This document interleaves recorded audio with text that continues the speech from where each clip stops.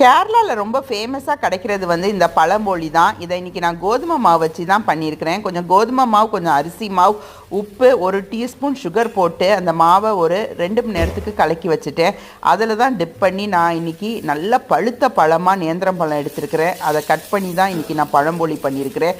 இந்த பழம்போலி பண்ணுறதுக்கு மைதா மாவு நீங்கள் யூஸ் பண்ணலாம், ஆனால் அதோட நீங்கள் கோதுமை மாவு யூஸ் பண்ணி செஞ்சு பாருங்கள், சூப்பர்பாக இருக்கும். அது மட்டும் இல்லை, பழம்போலி பண்ணும் போது நல்ல பழுத்த பழத்தில் நீங்கள் பண்ணிங்கன்னா டேஸ்ட் வந்து அல்டிமேட்டாக இருக்கும். நேந்திர பழத்தில் அவ்வளோ பெனிஃபிட்ஸ் இருக்குது.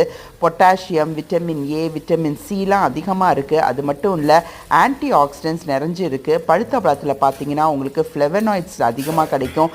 பாலிஃபினாய்ட்ஸும் அதிகமாக இருக்கிறதால அது கேன்சரை ப்ரிவென்ட் பண்ண உதவுது.